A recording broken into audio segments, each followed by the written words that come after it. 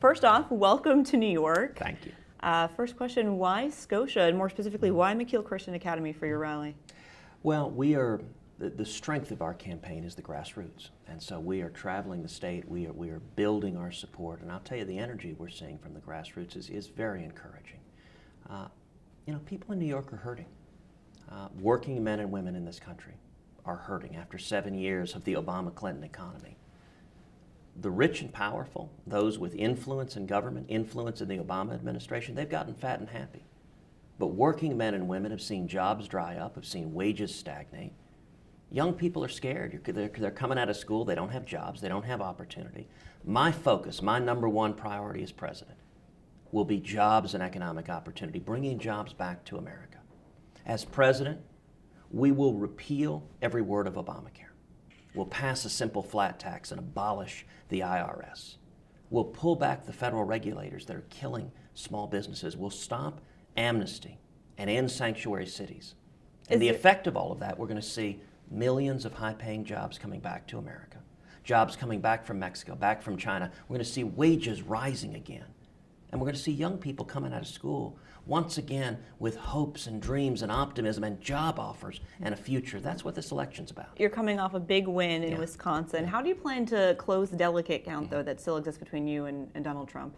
Well, our win in Wisconsin this week was a tremendous victory. 3 weeks ago, we were down 10 points in Wisconsin, and all the media analysts were saying Wisconsin was a perfect state for Donald Trump. It was an upper Midwest state, an industrial state, heavily blue collar, not a very high percentage of evangelicals in Wisconsin. They said it was tailor-made for Trump, and yet what we saw was this incredible surge where we went from 10 points down to winning by 13 points. And what was so encouraging is we won across every demographic group. We won women, we won men, we won young people, we won people of every income level, we won working men and women. That support, we won independence. We saw that all across. And one of the things that's encouraging for New York is an awful lot of the demographics of Wisconsin have a lot in common with upstate New York, with the working men and women who've been hammered year after year after year and are looking for a president who will stand with them instead of the corrupt special interest in Washington. Still, New York is a blue state. You've positioned yourself extremely conservative in this election. How do you plan to appeal to voters here and also to unite what's become sort of a fractured Republican Party? Well, I'll tell you, we are seeing unity every day. We're seeing Republicans coming together behind our campaign. There are some 65 to 70% of Republicans nationwide recognize that Donald Trump is not the best candidate to go head-to-head with Hillary Clinton. That if we nominate Donald, Hillary wins. And she wins by double digits. I mean, it is a landslide. And so what we're seeing is we're seeing those Republicans uniting and coming together behind our campaign. In Wisconsin, we won very conservative voters, but we also won somewhat conservative voters. The only group Donald won was self-described moderates and liberals. That was the only group in Wisconsin he could win. And the reason's simple. Donald has supported liberal Democratic policies and liberal Democratic politicians for 40 years. Donald has been supporting financially Governor Cuomo and supporting Hillary Clinton and supporting Chuck Schumer and Harry Reid. And Republicans want a leader who they can trust. And you talked about unity. If you think about it, a year ago we had 17 Republican candidates in the field, an amazingly diverse, talented field. Now the field is narrowed. And of those 17, 5 are supporting our campaign. We've been endorsed by Rick Perry, by Lindsey Graham, by Jeb Bush, by Scott Walker, by Carly Fiorina.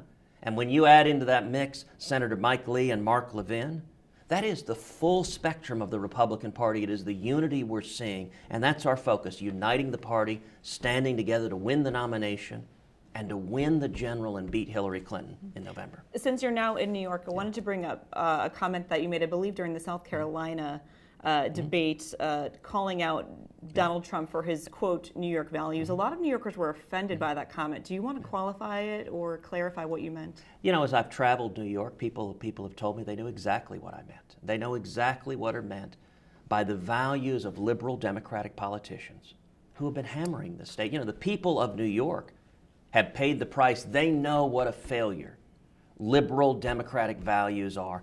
For example, people in Western New York, where you've got the Marcellus Shale, incredible natural resources.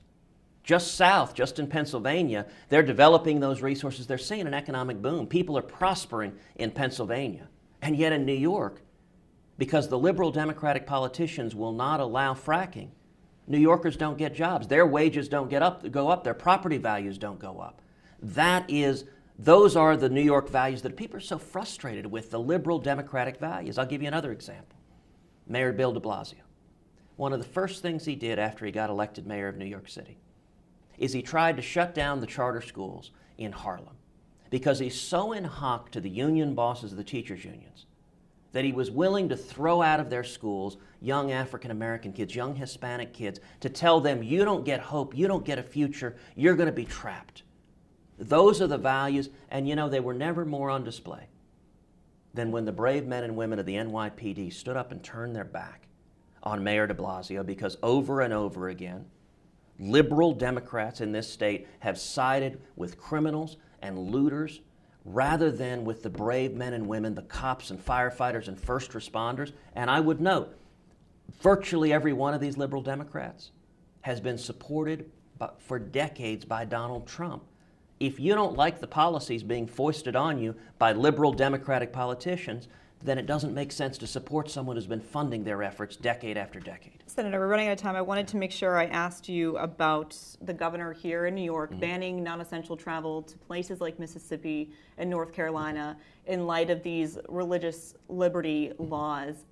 Being a conservative candidate, somebody who I know identifies with these laws, how are you going to position yourself, especially when some of these states are losing business? PayPal pulling out $1 million deal, hundreds of jobs potentially now slashed because of that. You know, the radical extremism of the Democratic Party is really sad. It wasn't too long ago that religious liberty brought us together. It was a bipartisan issue. The Democrats and Republicans, we might disagree over marginal tax rates. But when it came to religious liberty, everyone came together. Everyone was united. You know, you look at a couple of decades ago, the Federal Religious Freedom Restoration Act, passed the United States Senate virtually unanimously, was signed into law by a Democrat, Bill Clinton. Now you fast forward a couple of decades, states are passing laws very, very similar to that federal law, except the modern Democratic Party has decided there is no room for religious liberty. They are so extreme and so radical. I think we need a federal government that protects our rights. The very first liberty protected in the First Amendment of the Bill of Rights is religious liberty. It's the religious liberty of Catholic schools, of Jewish day schools, of Brigham Young. It's the religious liberty of the Little Sisters of the Poor. And it is heartbreaking to see that Democrats are so willing to persecute religious liberty, that Andrew Cuomo views religious liberty with such disdain. You know, yesterday in the Bronx, I sat down in a meeting with a number of pastors, primarily Hispanic and African American pastors. It was hosted by a Democratic state senator, Senator Ruben Diaz, who's a Democrat. And he talked about, he actually brought up the governor, and he said, you know, the governor, he's a Democrat, and yet he said conservatives have no place in New York State.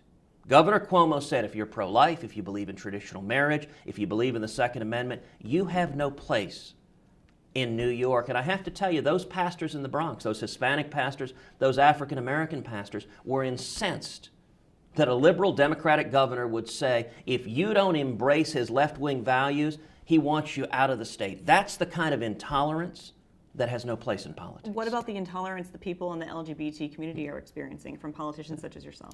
Well, I appreciate that you want to claim intolerance. Listen, everyone has a right to live according to their life. But you don't have a right to force others to knuckle in and embrace your lifestyle. You take something like marriage. I'm a constitutionalist. I've spent my entire life defending the Constitution.